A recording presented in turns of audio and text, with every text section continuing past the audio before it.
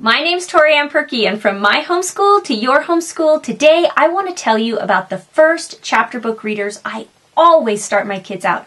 These are the books that every single one of all my 4 children made the transition from reading kind of on their, just struggling and figuring it out and sight reading and working so hard into the chapter book phase. Every single one of my children. And I just stumbled across these books one day. I don't remember how I found them, but I am so glad I did. It's a series called Moongobble and Me by Bruce Coville. And you guys, there are 5 books in the series. There's the Dragon of Doom, and then there's the Weeping Werewolf, the Evil Elves, the Mischief Monster, and the Naughty Nork.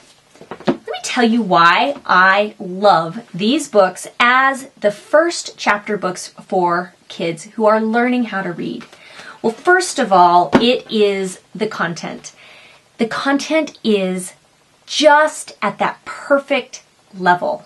It isn't too hard, but it isn't too easy. The content is a really good story. It's about a boy who gets connected with a wizard who's kind of a bumbling wizard, and he's always turning himself, his spells are always getting messed up, and he's always turning himself into cheese, and there's kind of a snarky toad that goes along. So it does have that element, and I will put the caution in here. If you're a family that doesn't like magic, you won't like these books. But that's the only caution I have to put here. So that's the first thing, is I just find the story compelling with the characters. The second is the character is just a few years older than the age group of most of the kids who are reading. He's about 10 or 11, which makes it a very appealing book for kids who are often trying to learn how to read at this stage. The next thing that I like about the book is that the chapters, so first of all, the print is actually fairly big, if you can see that. And so the kids have and the spacing in between the lines is also fairly large. They call that leading. And so because of that, it's easier for the kids to read. Another thing that I really like is it has these delightful, delightful pictures. Do you see that? And they are spaced fairly evenly throughout the chapters, which makes the kids a little more excited when they have to read because they have those pictures to look forward to. The chapters are only a few pages long. And so those early reading times when the kids are, working through a chapter and they feel that sense of accomplishment, they don't have to go too far. And each chapter is that perfect bite-sized piece. Okay, so that's why I love these books, and so far I could probably be describing a lot of books. So let me tell you a couple other reasons why these are always my go-to favorites. First of all, they are funny. They're really funny, and they're clean funny. I like to describe, there's a difference between clean funny and dumb funny and mean funny. And dumb funny is all the crass humor, the bathroom humor that you often see in books this age, particularly books targeted for boys. And mean funny is where the characters are mean to each other or snarky.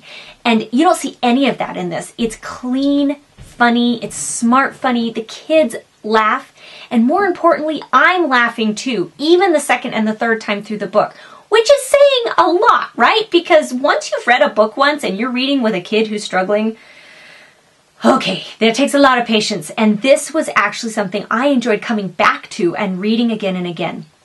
Furthermore, you have a situation where this kid is going to go off on adventures with a wizard, but the wizard insists that he go ask his mother first, and she gives her permission. The family unit is respected, and that mother figure is not only just, in the background, but she's actually a respected figure that is treated as you would want a mother to be treated inside a subject material that often doesn't do that. And so I felt like I was also getting a little bit of that character development. The last thing that I love about these books is that the peril is just right. There's enough peril that the kid actually is engaged in the story, but the peril isn't scary enough, and the endings are never scary enough that even the most tender children are going to be bothered. There's moments where for example, in this first one, where they're scared, they're going to go to this dragon, they're a little worried about it, and then within half a page, they come across the dragon, it's this large, scary figure, and then it turns out to be this little itty-bitty dragon that becomes their friend.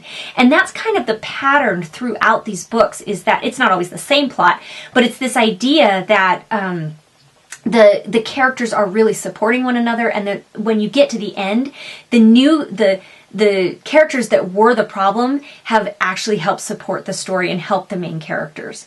And throughout the book, more family-centered values show up. I don't want to give too much away because that would take away from some of the fun. But let me just say that throughout these books, what I have found is that my kids enjoy them, I enjoy them, and I feel like they strongly support all the things that I'm trying to teach my kids that are really important. So if you are in the market for a really great series that's going to help jumpstart your kids' reading, I strongly recommend Moongobble and Me.